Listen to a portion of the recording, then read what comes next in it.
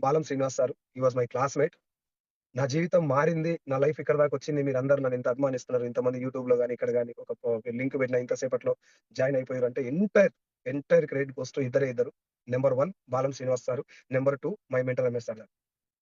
Right. And of course నా team లేకపోతే నాకు ఇవన్నీ పీవీలు ఇవన్నీ లేవనుకోండి. బట్ అవకాశం ఇచ్చింది మాత్రం బాలం శ్రీనివాస్ సార్. ఎట్లిచ్చిండు నాకు ఆపర్చునిటీ అంటే, నేను అప్పటికి ఆల్రెడీ ఫీల్డ్ వర్క్ ఎళ్తున్నా. అంటే మైండ్‌లో ఆల్రెడీ ఫిక్స్ అయిపోయినా. జాబ్‌లో లైఫ్ లేదు. ఇంగేమన్నా చేయాలి. నువ్వు జాబ్‌లో ఉండి ఇంకా ఏమన్నా చేయాలనుకుంటే మాత్రం పని కాదు. డిసైడ్ అయిపోయాను నేను ఖచ్చితంగా చేయాలి. చేస్తే బాగుండు అనుకోలే. ఖచ్చితంగా చేయాలి ఏమన్నా ఒకటి అనుకున్నప్పుడు నాకు కొన్ని వీడియోస్ అవి పంపిస్తున్నాడు. ఏది బాలం శ్రీను సార్. నా క్లాస్‌మేట్ ఇంకోటేంటంటే సీన్ సార్‌ను నేను కొంచెం చిచ్చోరా క్లాస్‌ల. కాలేజ్‌లో ఎట్లా అంటే అన్నిట్లలో బాగా దురుసుగా కొంచెం దూకుడుగా ఉంటుండే. సీన్ సార్ కొంచెం సైలెంట్‌గా ఉంటుండే. గట్టిగా చెప్పాలంటే సీన్ సార్ నేను బాగా ఏడిపిచ్చేది డిగ్రీలో. అదోటి ఇదోటని జనరల్‌గా మన క్లాస్‌మేట్ ఎట్టు చూస్తాం అటు చూసేది. నా మైండ్‌లో సీన్ గాడు అనే అనే అనే ఒక అది ఆలోచన ఫిక్స్ అయిపోయింది. సీన్ గాడు అని ఫిక్స్ అయిపోయింది కాబట్టి వాని దగ్గర నుంచి వచ్చే ఆపర్చునిటీ కూడా అట్టే చూసినా. సీన్ గాడే కదా చెప్పింది. ఏదో ట్రై చేస్తున్నాడు వాడు. అప్పటికే కొంచెం ఇబ్బందుల్లో ఉన్నాడు. గవర్నమెంట్ జాబ్ వచ్చింది. ఒక మంచి స్థాయికెళ్ళిండు. ఈ స్టోరీ నాకు కొంచెం తెలుసు. మంచి స్థాయికెళ్ళిండు. సెట్ అయిండన్న విషయం తెలుసు. ఇలాంటోడు వెస్టీజ్ గురించి చెప్పినప్పుడు నా మైండ్‌లో ఏముందంటే ఏదో సీన్ గాడు ప్రయత్నం చేస్తున్నాడు. నన్ను చేయమని చెప్తున్నాడు అనే కోణంలో ఆలోచించాను తప్ప వెస్టీజ్ కంపెనీ లేకపోతే నెట్వర్క్ మార్కెటింగ్, డైరెక్ట్ సెల్లింగ్ ఏం నాకు తెలీదు.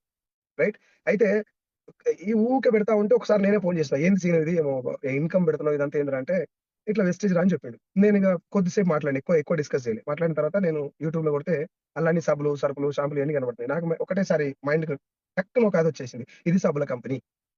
ఏదో పార్ట్ టైమ్ బయట సేల్స్ చేసుకుంటారు కదా! ఇల్లు తిరిగి సేల్స్ చేసుకుంటారు కదా! అట్లా చేసుకుంటానికి ఓ 5, 10 వేలకు సంపాదించేది అనుకోని ఖతం. ఇక అక్కడి నుంచి నా మైండ్ దాని మీద కూర్చోలే. సీన్ సార్ పెడుతూనే ఉన్నాడు. ఫోటోలు, వీడియోలు పెడుతూనే ఉన్నాడు.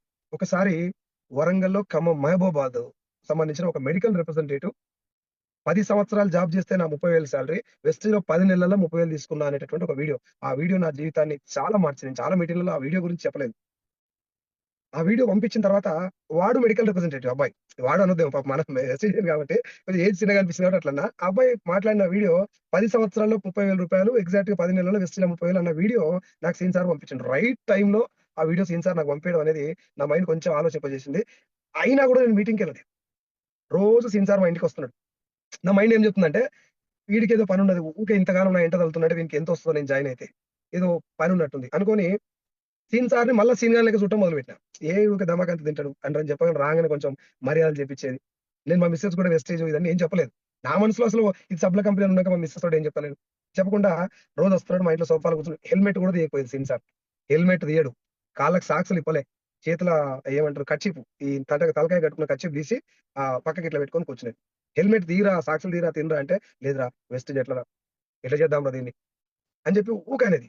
యమ్మ ఇంతగానం పడ్డాడేంది నా ఎంట అని చెప్పేసి నేను చిన్నగా అవాయిడ్ చేయటం మొదలుపెట్టినా. ఒక్కసారి ఏమన్నాడంటే, "గవర్నమెంట్ జాబ్ వదిలేద్దాం అనుకుంటున్నా నేను" అన్నాడు. ఆ మాట చాలా ఆలోచన కలిగించింది నాకు. అబ్బా! గవర్నమెంట్ జాబ్ వదిలేస్తా అంటుండంటే అంతకు మించిందిలే ఏదన్నా ఉండాలన్న ఆలోచనతోటి నేను ఒక మీటింగ్‌కెళ్ళా. మీటింగ్‌కెళ్ళిన తర్వాత నాకు అర్థమైనటువంటి పాయింట్ ఏందంటే, డైరెక్ట్ సెల్లింగ్ అనేటటువంటి ఒక బిజినెస్ ఉంది. ఈ బిజినెస్‌లో ఫేక్ కంపెనీలుంటాయి. జెన్యూన్ కంపెనీస్ కూడా ఉన్నాయి.